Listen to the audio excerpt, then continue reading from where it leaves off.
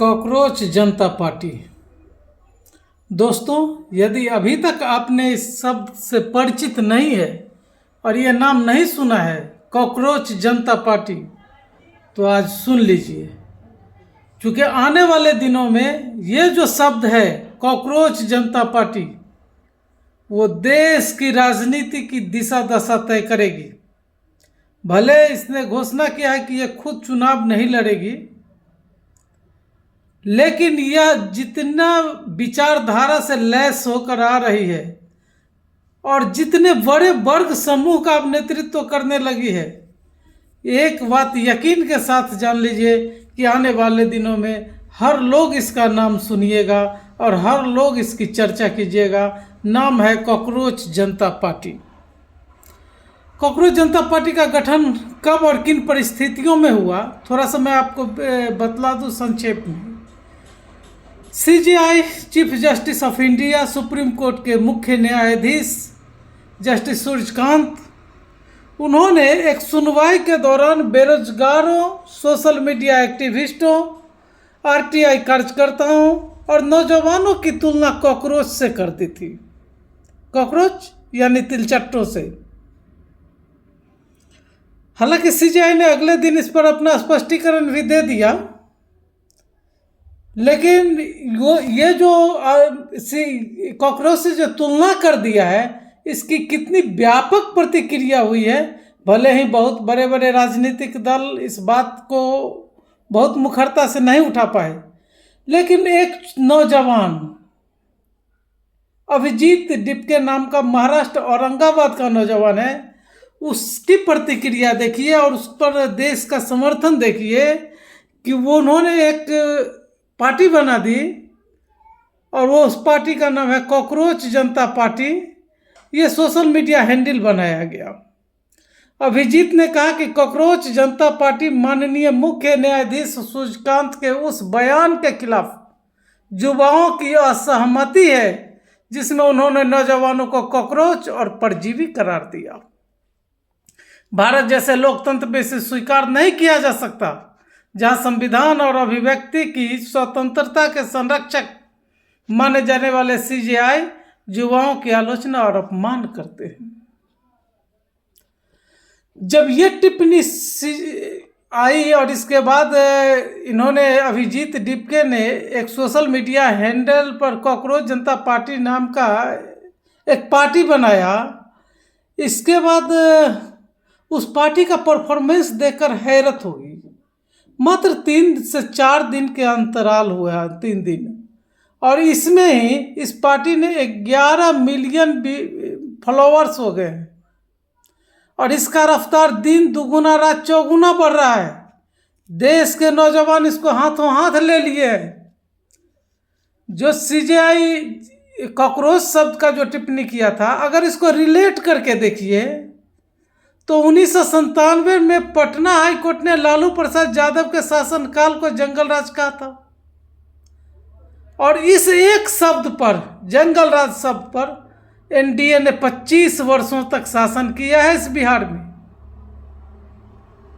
CJI Suryakant भी शायद ऐसा ही कोई टर्म इस देश के राजनीति में देना चाह रहे हो, जिसे नौजवानों ने करारा जवाब दे दिया है। इस पार्टी की प्रमुख विशेषताओं के बारे में अगर चर्चा करें तो ये पार्टी अभी तक न कोई ऑफिशियली रैली किया है, न कोई लॉन्चिंग किया है, न प्रेस कॉन्फ्रेंस किया है, न इसके कोई अध्यक्ष हैं, लेकिन इसका परफॉर्मेंस लाजवाब होता जा रहा है। पार्टी की सदस्यता की कुछ शर्तें हैं। बेरोजगार होना चाहिए, पहली शर्त है। कहीं भी नौकरी पेशा कोई किसी तरह के रोजगार में है तो इस पार्टी के सदस्य नहीं। बेरोजगार, आलसी हैं आप, इसके सदस्य हो सकते हैं। लगातार ऑनलाइन, सोशल मीडिया पर ऑनलाइन हैं तो सदस्य हो सकते हैं। और प्रोफेशनल तरीके से जमकर अपनी भड़ास निकालने की क्षमता है तो आप इसके सदस्य हो सकते हैं।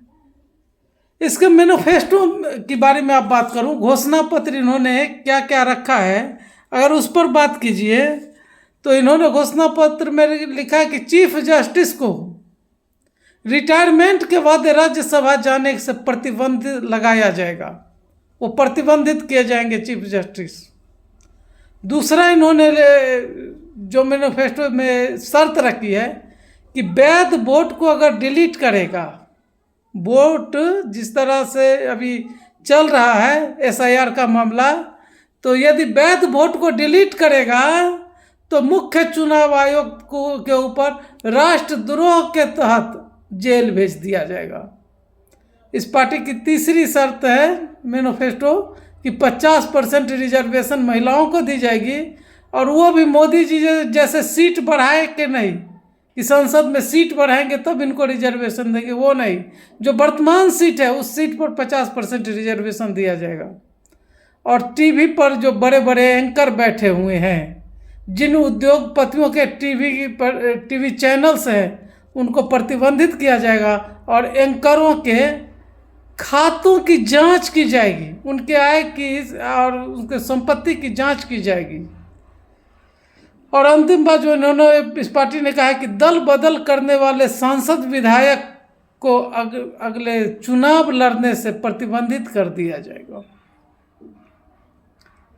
अब इस पार्टी की जो प्रमुख बातें थी, इसका ग्रोथ जिस तरह से हो रहा है ना, और नौजवानों के पक्ष में जिस तरह से सुप्रीम कोर्ट की टिप्पणी के खिलाफ में भी इस देश के नौजवानों का हौसला नहीं टूटने दिया, उम्मीद नहीं टूटने दिया, भरोसा को एकत्रित किया और इसे कॉकरोच नहीं साबित होने दिया। हालांकि कॉकरोच इतना बुरा भी नहीं है, विषम से विषम परिस्थितियों में भी कॉकरोच जीने की क्षमता होती है।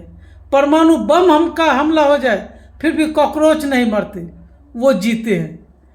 तो इन परिस्थितियों के बाद भी इस देश के नौजवानों को बहुत उत्साह, बहुत आशा और उम्मीद के साथ कॉकरोच जनता पार्टी को देख रही है। मैं ये नहीं कहता कि ये किसी भी राजनीतिक दल का रिप्लेस हो सकता है, लेकिन ये जरूर है कि राजनीतिक दलों के दिशा दशा को तय करने में इसकी भावनाओं का ख्याल अब रखना शायद अनिवार्य हो जाए। नमस्कार दोस्तों, धन्यवाद।